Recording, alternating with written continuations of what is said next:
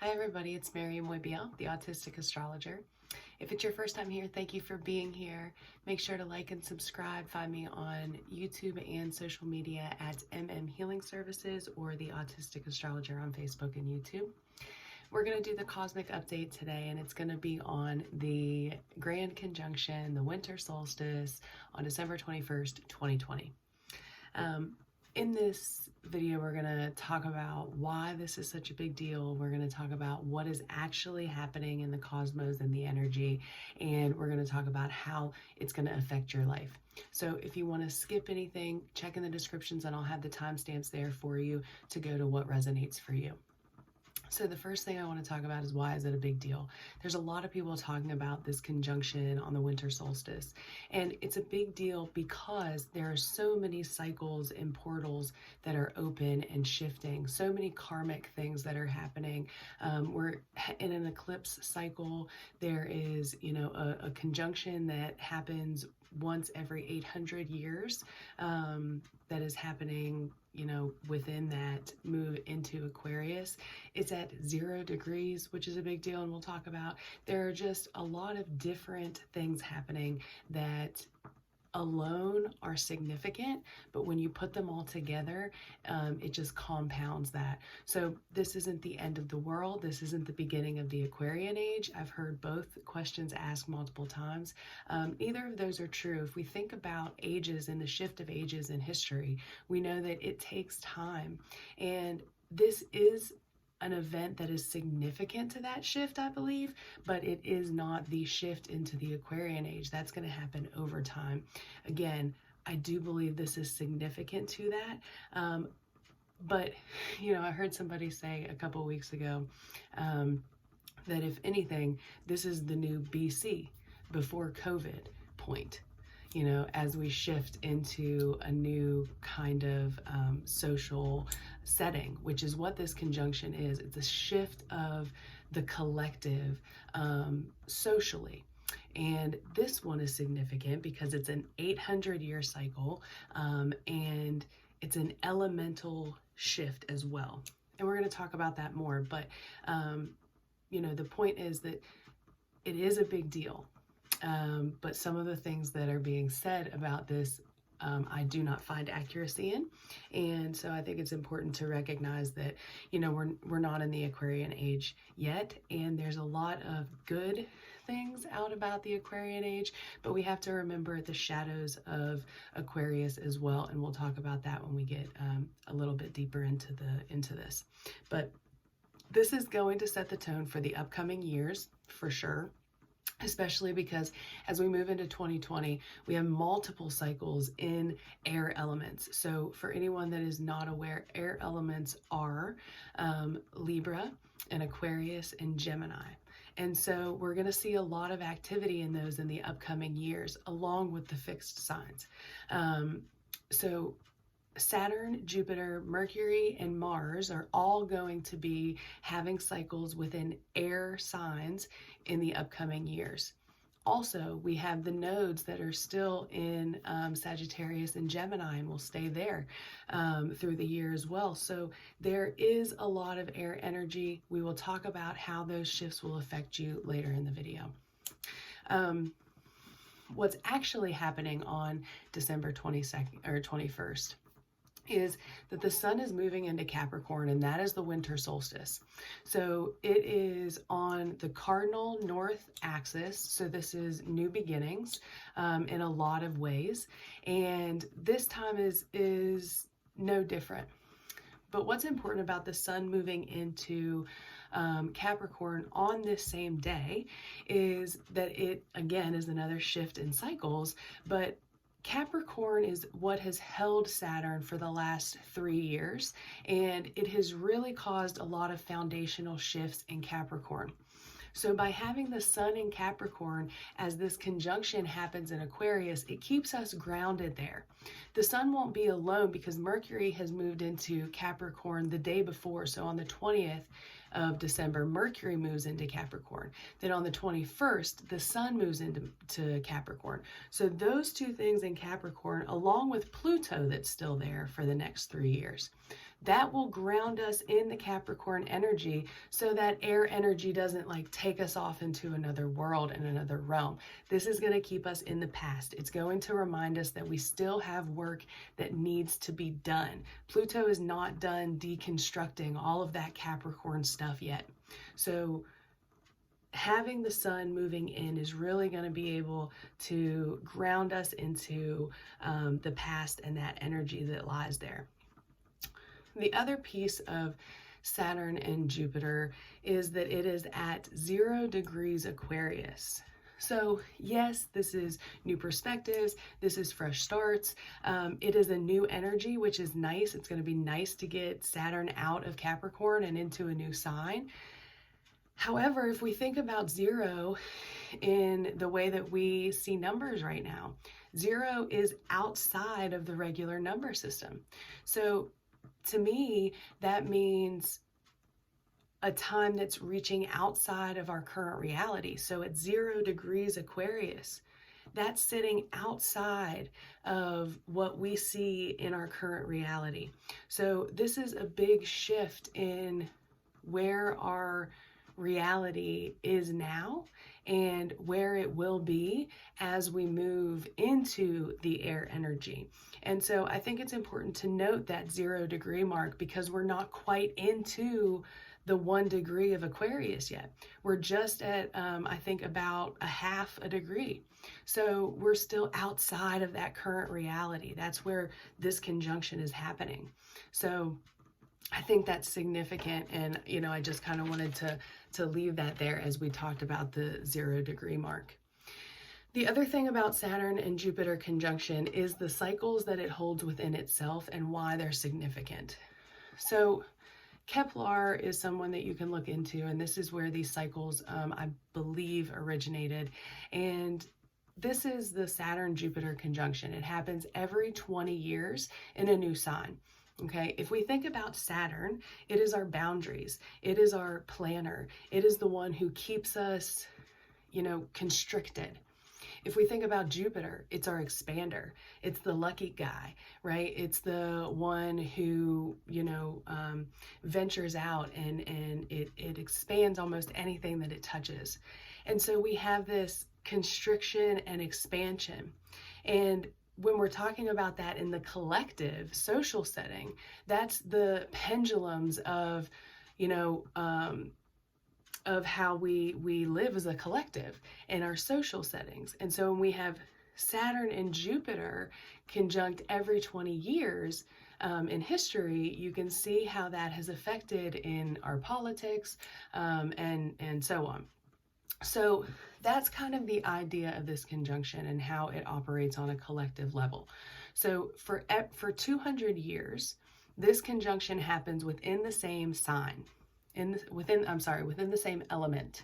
For every 200 years, this conjunction happens in the same element. So for the last-ish 200 years, it has been in earth signs. So for the last 200 years, collectively, we have had this earth grounding material realm focus. We've been focused on the material realm. And I'll let your mind wander into history and go from there. But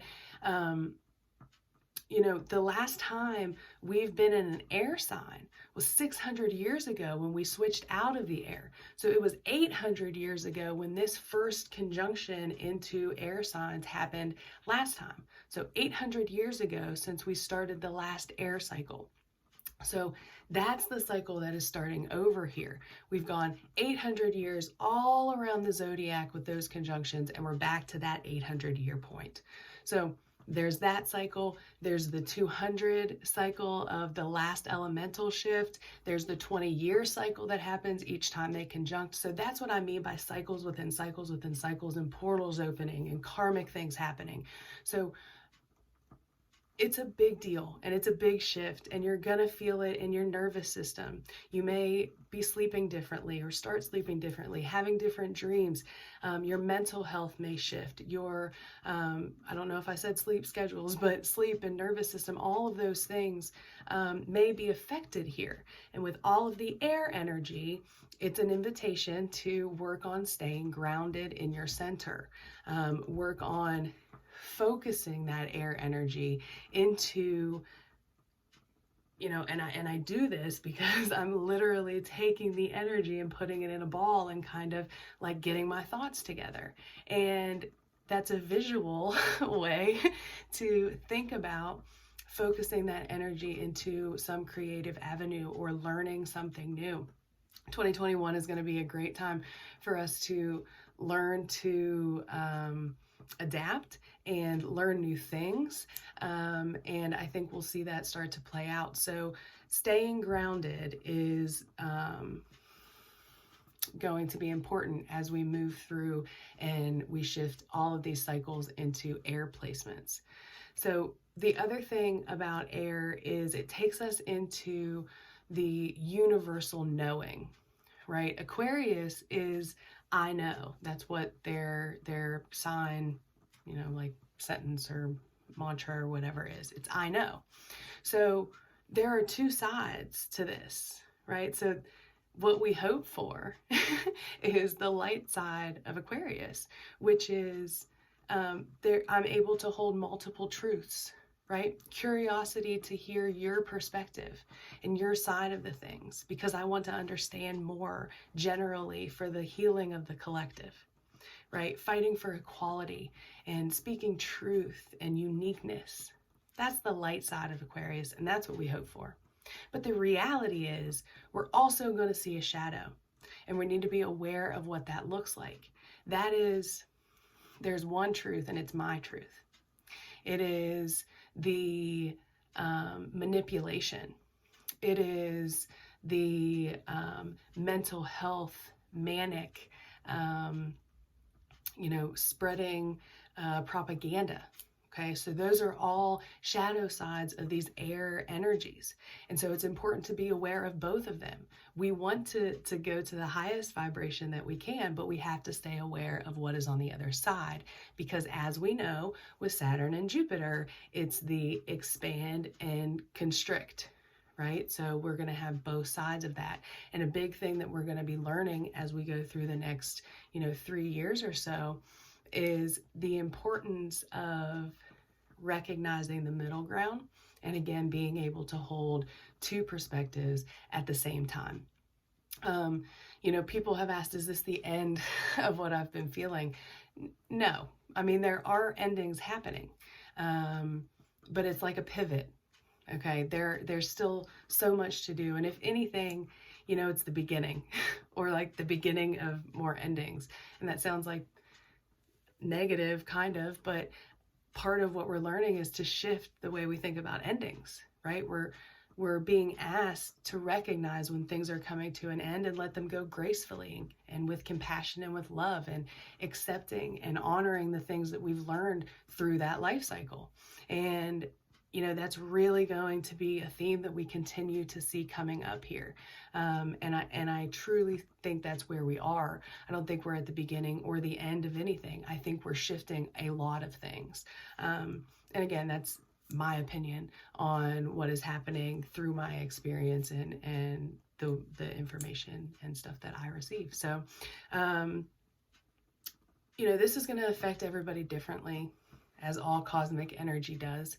So this is all collective energy based on no one's natal chart, okay? So your natal chart will be influenced differently. If you're interested in knowing more about that, you can always find me on Facebook at the Autistic Astrologer. I have a group where I will be posting some things and you can ask questions. You can also book a session with me at Mairi Moibeal Healing Services on Facebook. You can message me on any of my platforms or email me. All the links are below in the description. But generally, we are reconstructing our belief systems. Again, this is going to influence mental health, sleep cycles, nervous system, energetic shifts, psychic awareness, more downloads, more understanding, shifting perspectives. All of these things are happening up here. So it's important to allow our bodies to catch up to what is happening. So being sure to do the body work, the connection with the body, understanding how the body's feeling, listening to what the body has to say, as we are also evolving the mind. And again, this shift moving into 2021, the holding multiple truths. And I had mentioned in a couple different posts and videos before, the other thing about 2021 is going to be finding your inner rebel, your inner revolutionary, your inner, a fighter, right? Because with Uranus and Saturn squaring off in the next year and even 2022 is going to be the real significant cosmic things that I will be following on my page. And, we're going to talk more about that in the year ahead cosmic update and plenty of other cosmic updates as we move forward. So I don't want to get too far into it now, but this shift is setting the tone for that, because how it'll play out in your chart is going to be different. So you're going to want to look at Aquarius and Taurus in your chart, because that's holding Saturn and Uranus, and that's the square that's going to happen. And it's uncomfortable change. So what's happening with Saturn and Aquarius, ancient ruler is Saturn. Saturn ruled Aquarius. And then when we found out about Uranus became the ruler. It's the modern ruler of Aquarius. So a main theme as we have these squares playing out is finding the Saturn things that we want to stay, and the Uranus, the new, what we want to bring in, what we want for the future, right? So keeping what we want to stay, what we've learned, what is good, what works, keeping that and releasing anything else. And then Uranus is bringing us the futuristic thoughts. It's the modern day Aquarian. Okay, so it's bringing us the out of the box thinking and the shocking, like different new ideas. And all of those things are going to be in play. So in your natal chart, you're going to take a look at Aquarius and you're going to take a look at Taurus. And those are going to give you an idea of what Saturn may be working on, constricting a little bit or needing to set a new foundation, and what Uranus is going to be looking to provide a better future or a better understanding or different understanding and perspective in your life. And again, this is all going to be depending on where your planets are and stuff that's relative for you. So if you have any questions, be sure that you comment or you find me on social media and message me anytime, and I'll help you with the time and space that I have. So this has been the Cosmic Update for December 21st, the grand conjunction with Saturn and Uranus on the winter solstice in 2020 after a